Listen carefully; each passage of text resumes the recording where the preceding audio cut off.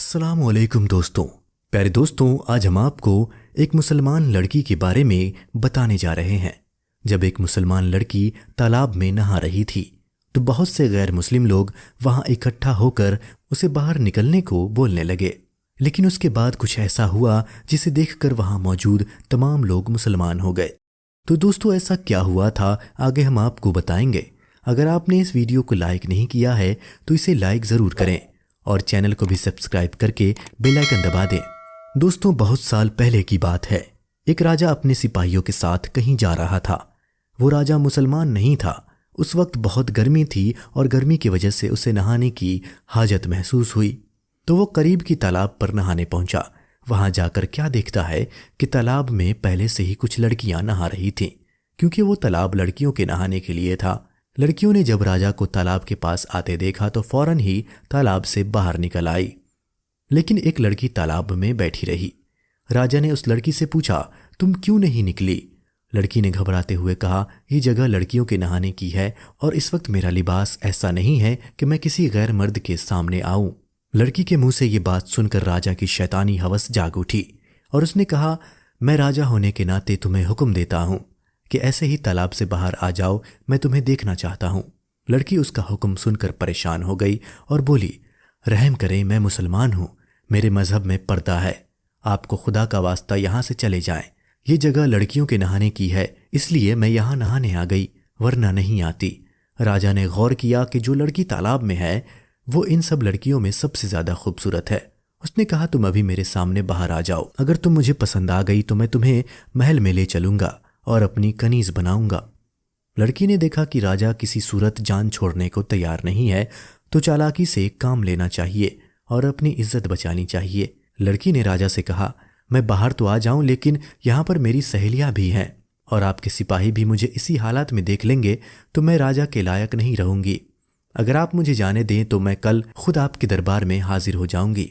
लड़की की बात राजा के दिल को लगी और वो सिपाहियों को लेकर वहां से चला गया। अगले दिन राजा बेताबी से उसका इंतजार करता रहा, लेकिन वो लड़की दरबार में नहीं आई। तो जालिम राजा ने सिपाहियों को भेजा कि उसके घर का पता करो और उसको मेरा पैगाम दो कि राजा तुम्हें दरबार में बुला रहे हैं। सिपाही चले गए और वापस आकर बताया कि वो मुसलमान सुनार की बेटी है, हम आपका पैगाम बाप बेटी तक पहुंचा आए हैं। राजा दूसरे दिन भी इंतजार करता रहा, लेकिन लड़की न आई। राजा को बहुत गुस्सा आया, उसकी बेचैनी बढ़ती जा रही थी। अगले दिन जालिम राजा ने सिपाहियों को हुक्म दिया कि जाओ उन दोनों बाप बेटी को गिरफ्तार करके मेरे सामने हाजिर करो। सिपाही फौरन रवाना हुए और वो सुनार के घर जा पहुंचे, मगर आगे से दरवाजे पर ताला लगा हुआ था। लोगों से पूछने पर पता चला कि वो तो कल रात ही घर छोड़कर चले गए हैं। जब इस बात का इल्म जालिम राजा को हुआ तो वो गुस्से से पागल हो गया। उसने सिपाहियों को हर जगह दौड़ाया, मगर उस लड़की और उसके बाप का कुछ भी पता न चल सका। फिर उसने सल्तनत में ऐलान करवा दिया कि जो उस सुनार और उसकी बेटी का पता बताएगा उसे 1 किलो सोना इनाम दिया जाएगा। लेकिन फिर भी कुछ हासिल न हुआ, लड़की का कोई पता न चल सका। तो उसने अपने साथ वाले इसके राजाओं को खत लिखा और उस लड़की और उसके बाप को ढूंढने की दरखास्त करके मदद मांगी, लेकिन वहां भी कुछ न पता चला। ऐसा लगता था उस लड़की को जमीन निगल गई या आसमान खा गया। एक रात वो जालिम राजा सोया हुआ था तो उसको एक ख्वाब आया जिसमें दरिया के किनारे एक झोपड़ी नजर आई।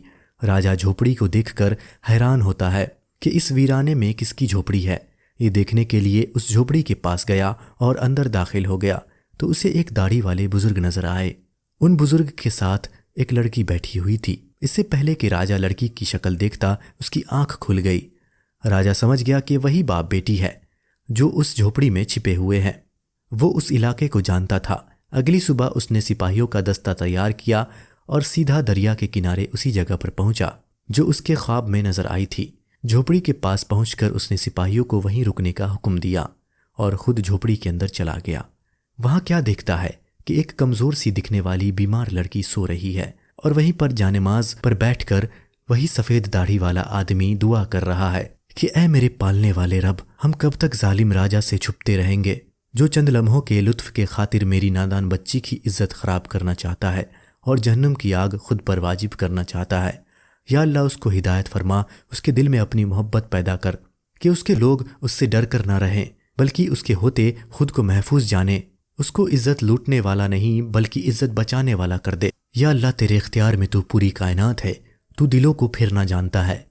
राजा समझ गया कि ये वही लड़की है जिसे वो तलाश करते हुए यहाँ तक आया है, लेकिन वो कमज़ोर और बीमार नजर आ रही थी और उसके बाप के अल्फाज सुनकर वो खुद पर काबू न रख पाया और उसके बाप के पास बैठकर रो रो कर माफ़ी मांगने लगा कि मेरी वजह से आप पर इतनी मुसीबतें और तकलीफ़ें आई हैं, मेरी आंखें खुल गई हैं, मुझे माफ़ कर दें। फिर बादशाह ने उन दोनों को पूरे एजाज़ और इज्जत के साथ महल में बुलाया और लड़की के बाप से कहा, मैं ऐलान करता हूँ कि मैं अल्लाह और उसके रसूल सल्लल्लाहु ताला अलैहि वसल्लम पर ईमान लाया और मुसलमान हुआ, और अब अगर आप इजाज़त दें तो मैं आपकी बेटी से निकाह करके इसे अपनी बीवी बनाना चाहता हूँ। बाप ने बेटी की रजामंदी जानकर उसकी शादी उस बादशाह से करा दी।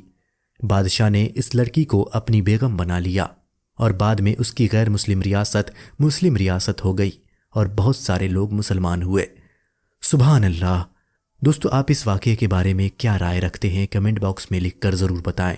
तो दोस्तों, आज की वीडियो में बस इतना ही। मिलते हैं आपसे अगली वीडियो में, तब तक के लिए अल्लाह हाफिज़।